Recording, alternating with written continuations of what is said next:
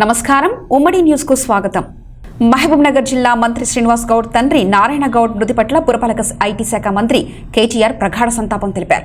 మంగళవారం మధ్యాహ్నం మహబూబ్ నగర్ పట్టణం శ్రీనివాస కాలనీలో ఉన్న మంత్రి శ్రీనివాస్ గౌడ్ ఇంటికి చేరుకున్న కేటీఆర్ నారాయణ గౌడ్ చిత్రపటానికి నివాళులర్పించారు. మంత్రి శ్రీనివాస్ గౌడ్ తో మాట్లాడి ఘటన వివరాలు తెలుసుకున్నారు. నారాయణ గౌడ్ ఆత్మకు శాంతి చేకూరాలని భగవంతుని ప్రార్థించారు.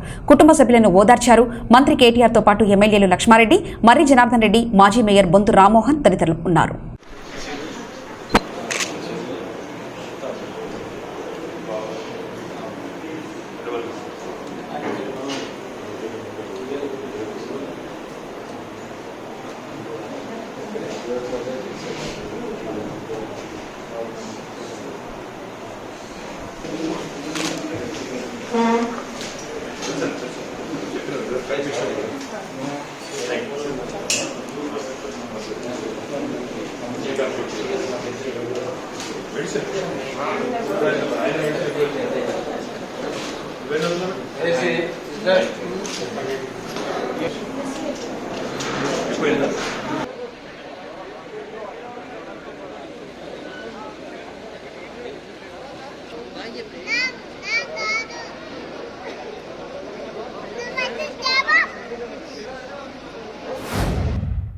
ఆర్టీసీ సంస్థలో రోడ్డు ప్రమాదాల శాతం చాలా తక్కువని, దీనిని 0% తీసుకువచ్చేలా కృషి చేయాలని డీఎస్పీ శ్రీధర్ అన్నారు.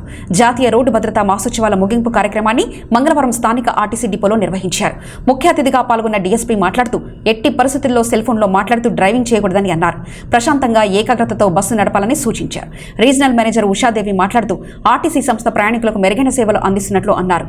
సురక్షితమైన ప్రయాణానికి ఆర్టీసీ కేరాఫ్గా ఉంటుందన్నారు. డ్రైవర్లు ఎలాంటి రోడ్డు ప్రమాదాలు లేకుండా బస్సులు నడిపి సంస్థ అభివృద్ధిలో భాగస్వామ్యం కావాలని కోరారు. Two town CI Srinivasachari, Nagar Kurnool divisional manager Ramu ప్రసంగించారు.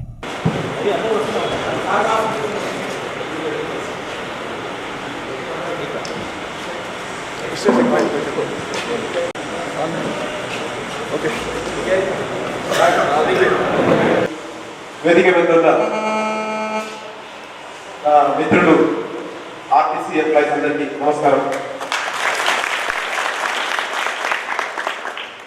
ఖచ్చితంగా నారాయణపేట నుంచి ఆర్టీసీ స్ట్రైక్ అయ్యే టైంలోనే ఇక్కడికి వచ్చారు. ఒక 1 month అక్కడ నారాయణపేట డిఎస్పీగా చూశారు. తర్వాత మీరే ఇక్కడ చాలా ఎంప్లాయీస్ ఉన్నారు. నారాయణపేటలో పోలిస్తే చాలా పెద్ద డిపో ఇది. మీ అందరితో ఉద్దేశించి మాట్లాడే అవకాశం నాకు ఎప్పుడు రాలేదు. ఇలాంటి అవకాశం వచ్చినందుకు ఫస్ట్ డిఎం గారికి మరియు మేడం అందరికీ ధన్యవాదాలు. ఇక్కడ మీ డిపార్ట్మెంట్ మా డిపార్ట్మెంట్ చాలా కలిసి పనిచేయాల్సిన అవసరం ఉంటుంది. యాక్సిడెంట్స్ ఇప్పుడు ఎట్లా అంటే ప్రతి చిన్న యాక్సిడెంట్స్ కూడా లెక్కలోకి తీసుకొని మన డీజీ గారి లెవెల్లో హైదరాబాద్ నుంచి స్టేట్ లెవెల్లో ఎక్కడెక్కడ యాక్సిడెంట్స్ అవుతున్నాయి, దానికి ఎవరు కారణాలు ఏంటి అనేది చాలా మైన్యూట్గా చూస్తున్నారు. 304A ఇక్కడ 304A అంటే డెత్స్, యాక్సిడెంట్ ద్వారా డెత్ మన దగ్గర మహబూబ్నగర్లో చాలా ఎక్కువగా ఉంటాయి. అంటే సంగారెడ్డి, నిజామాబాద్ అక్కడ హైవేలో ఎక్కువ ఉంటాయి. వాళ్ళతో పోలిస్తే నెక్స్ట్ మన మహబూబ్నగర్ వస్తుంది. ఎందుకంటే మనకి హైవే ఉంది కాబట్టి. అందులో ఒక 0.5%, 0.1% కూడా ఆర్టీసీ ఉండదు. దానికి మీ అందరికీ రెస్పెక్ట్. చాలా వరకు ఆటోస్ మ్యాక్సిమం యాక్సిడెంట్స్, లేకపోతే లారీలు, ట్రక్కులు. వాళ్ళు ఏంటంటే మనకు డిసిప్లిన్ అనేది ఉండదు. రోడ్ పక్కన ఎక్కడ దాపాలు ఉంటే మద్దు కొట్టి నడిపిస్తారు. తర్వాత ఎన్నో థౌజండ్స్ ఆఫ్ కిలోమీటర్స్ నడిపిస్తూనే ఉంటారు కంటిన్యూగా. ఆ అలర్ట్నెస్ అనేది పోతుంది. మీరు ఏంటంటే టైంలీ షిఫ్ట్ డ్యూటీ ఎక్కుతారు, టైంలీ దిగిపోతారు కాబట్టి ఆ ఉన్నంతసేపు హై అలర్ట్గా ఉంటారు. మీరు సెల్ ఫోన్లో పెట్టుకొని మాట్లాడకూడదని మీకు తెలుసు. తర్వాత యాక్సిడెంట్ అవుతే తర్వాత మళ్ళీ మీ డిపార్ట్మెంటల్గా మీకు పనిష్మెంట్స్ ఉంటాయి, ఆ కేసు ఎదుర్కోవాలి, అవన్నీ మీకు తెలుసు కాబట్టి మీరు చాలా జాగ్రత్తగా నడిపిస్తారు. చాలా సేఫ్టీ. అది ప్రజలందరికీ చాలా వరకు ఇంకా వాళ్ళ లోపలికి పోలేదు. ఆటోలకి ట్రక్కులు ఎక్కే బదులు, ప్రైవేట్ బస్సులు ఎక్కే బదులు ఆర్టీసీ బస్సు మనకు చాలా సురక్షితము అని చెప్పేసి ఇంకా ప్రజల్లో ఇంకా పోవాల్సిన అవసరం చాలా ఉంది. రీజన్ రోడ్డు భద్రత మాసోత్సవాలు జరుపుకుంటున్నామండి. రేపు అంటే ఫిబ్రవరి 17తో ఇది లాస్ట్ అవుతుంది. జనవరి 16న ప్రారంభమైన మాసోత్సవాలు రేపటితో ముగుస్తాయి. రోడ్డు భద్రత అన్నది మా ముఖ్య లక్ష్యం. ఎందుకంటే కార్పొరేషన్లో డ్రైవర్ మీద ఒక 50 ప్యాసింజర్స్ యొక్క బాధ్యత ఉంటుంది కాబట్టి వాళ్ళని జాగ్రత్తగా నడుపుకోమని ఇన్స్ట్రక్షన్స్ ఇస్తూ అందులో లాంగెస్ట్ సర్వీస్ చేసిన వాళ్ళకి ఐడెంటిఫై చేసి రీజన్లో అందరినీ సత్కరించడం జరిగింది. మాకు యాక్సిడెంట్ రేట్ అని ఒకటి ఉంటుందండి. అది 10,000 కిలోమీటర్లకి ఎన్ని యాక్సిడెంట్స్ అవుతాయని దాన్ని బట్టి మేము యాక్సిడెంట్ రేట్ని డిసైడ్ చేస్తాము. ఈ జిల్లాది వచ్చేసి 0.06 యాక్సిడెంట్ రేట్ ఉంది. అంటే గత సంవత్సరం జనవరి 20 నుంచి ఈ జనవరి 21 వరకు సుమారుగా 34 యాక్సిడెంట్స్ అయ్యాయి. అందులో 20 మాత్రం ఫ్యాటల్ అయ్యాయి. ఫ్యాటల్ అంటే ప్రాణ నష్టం జరిగిన యాక్సిడెంట్స్ 20 జరిగాయి. దానివల్ల మా కాంపన్సేషన్ అమౌంట్ సుమారుగా 96 లక్షలు కార్పొరేషన్ భరించవలసి వచ్చింది. కొన్ని జాగ్రత్తలు తీసుకుంటే ఈ మేరకు కూడా మనం ప్రమాదరహిత కార్పొరేషన్ తేవచ్చుననేసి మా బ్రాండ్ని ఇంకా ఇంప్రూవ్ చేసుకోవాలి అన్నది మేము వీళ్ళకి సందేశిస్తూ ఈ నెల రోజులు కూడా మేము రోజువారీగా ప్రోగ్రామ్స్ చేపట్టడం జరిగింది. ఫ్యామిలీ కౌన్సిలింగ్ డే అని, వాళ్ళ ఆరోగ్యరీత్యా ఎలాంటి జాగ్రత్తలు తీసుకోవాలని, వాళ్ళు ఇంటి నుంచి వచ్చేటప్పుడు వాళ్ళు ఎలా మానసికంగా ఎలాంటి ఇది చేయాలనేది కూడా వాళ్ళకి చెప్పడం జరిగిందండి. రైతులతో ముఖాముఖిలో భాగంగా సీఎల్పీ నేత బట్టి విక్రమార్క జడ్చర్ల నియోజకవర్గం గంగాపూర్ గ్రామంలో మంగళవారం పర్యటించారు. అనంతరం రైతులతో మాట్లాడిన ఆయన మీడియాతో మాట్లాడారు. ఈ సందర్భంగా బట్టి విక్రమార్క మాట్లాడుతూ ఉద్దండాపూర్ గ్రామ ప్రజలకు R&R ప్యాకేజ్ ఖచ్చితంగా ఇవ్వాలని ప్రభుత్వాన్ని డిమాండ్ చేశారు. అంతేకాకుండా 2013 భూసేకరణల చట్టం ప్రకారమే బాధితులకు నష్టపరిహారం కల్పించాలని ప్రభుత్వాన్ని డిమాండ్ చేశారు. ఉద్దండాపూర్ రిజర్వాయర్లో భాగంగా ఇండ్లు కోల్పోయిన వారికి ఇండ్లు కట్టించాలని, భూములు కోల్పోయిన వారికి భూములు, అదే దళిత గిరిజనులకు 2 భూములు ఇవ్వాలని బట్టి చెప్పారు. అదేవిధంగా డబ్బులు ఇవ్వాల్సి వస్తే మార్కెట్ రేటుకు 3 ఇవ్వాలని డిమాండ్ చేశారు బట్టి విక్రమార్క. ఈ కార్యక్రమంలో బట్టితో పాటు మాజీ MP Madhuyashki Goud, AICC Kisan cell vice chairman Kodandareddy, Telangana Kisan cell chairman Anvesh Reddy, Mahabubnagar DCC president Obaidullah Kotwal, మాజీ ఎమ్మెల్యే చల్లా వంశీచంద్ర రెడ్డి తదితరులు పాల్గొన్నారు.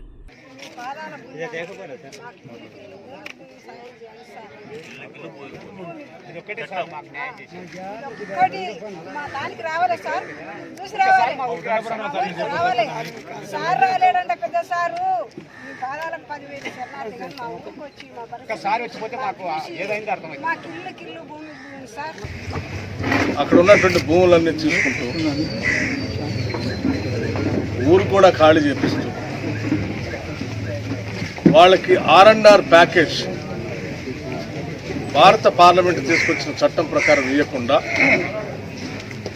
స్థానికంగా ఉన్నటువంటి నాయకులు, స్థానిక ప్రభుత్వం బలవంతంగా వాళ్ళని ఖాళీ చేయించడం అంటే ఇది ప్రజాస్వామ్యాన్ని, పార్లమెంట్ని అవమానపరచడమే.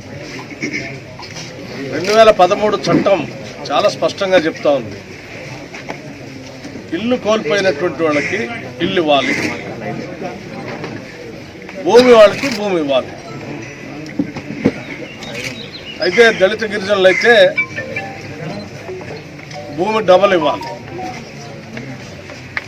ఒకవేళ డబ్బులే ఇవ్వాల్సిన పరిస్థితి వస్తే పేద దళిత గిరిజనులతో పాటు పేదవాళ్ళకు కూడా పంచినటువంటి భూముల్ని ఇవాళ ధరణిలో నిషేధిత దాంట్లో పెట్టి వాళ్ళ పట్టాలు ఇవ్వకుండా వాళ్ళ భూముల్ని ప్రభుత్వాలు ఎరిగి పూచుకునేటువంటి ఒక దుర్మార్గ కార్యక్రమానికి తెరలేపింది.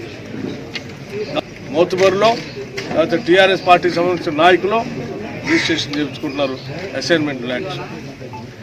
దీనిపైన రాష్ట్రంలో ఉన్నటువంటి దళిత గిరిజనులు, పేదవాళ్ళందరూ కూడా, భూమి పొందినటువంటి వాళ్ళందరూ కూడా ఆలోచన చేసి ప్రభుత్వం మీద ఒక శంకారావం పూరిస్తే తప్ప మీ భూములు మీకు రావు. ఆ భూములు పంచినటువంటి కాంగ్రెస్ పార్టీ మీకు అండగా ఉంటుందని కూడా ఈ సందర్భంగా చెప్తా ఉన్నాం. దానికోసం ఒక కార్యక్రమం, ప్రత్యేక కార్యక్రమాన్ని కాంగ్రెస్ సిఎల్పి పక్షాన, కాంగ్రెస్ పార్టీ పక్షాన ఒక ప్రత్యేక కార్యక్రమాన్ని కూడా తీసుకుంటాం. జోగులాంబ అమ్మవారిని దర్శించుకోవడానికి వచ్చిన తెలంగాణ ముద్దుబిడ్డ ఎమ్మెల్సీ కల్వకుంట్ల కవిత గారికి దేవరకద్ర శాసనసభ్యులు ఆల వెంకటేశ్వరరెడ్డి గారి సమక్షాన కొత్తకోటలో మున్సిపల్ చైర్మన్ శ్రీమతి పొగాకు సుకేషిని ఆధ్వర్యంలో ఘనస్వాగతం పలకడం జరిగింది. తెరాస అభిమానులు, శ్రేణులు అధిక సంఖ్యలో పాల్గొని మల్లంబావి జంక్షన్ దగ్గర ఆమెకు స్వాగతం పలికారు. ఈ సందర్భంగా అక్కడ ఉన్న పార్కులో ఎమ్మెల్సీ కవిత, దేవరకద్ర ఎమ్మెల్యే ఆల వెంకటేశ్వరరెడ్డి నాటిన మొక్కల వద్ద Kothakota municipal chairman Pogaku Sukeshni, Vishweshwar, municipal councillor cooption సభ్యులు, తెరాస నాయకులు పాల్గొని ఈ నెల 17న సీఎం కేసీఆర్ జన్మదిన సందర్భంగా మొక్కలు నాటి స్ఫూర్తిదాయకంగా నిలవాలని ప్రమాణం చేశారు. ఈ కార్యక్రమంలో ZP vice chairman Vaman Goud, Kothakota municipal chairman Pogaku Sukeshni Vishweshwar, CDC chairman Beesam Chennakeshwarareddy, పట్టణ అధ్యక్షులు రాములు, పట్టణ అధ్యక్షుడు డాక్టర్ సాజిద్ అలీ, తెరాస మైనార్టీ నాయకులు మజీద్ ఖాన్ తదితరులు పాల్గొన్నారు.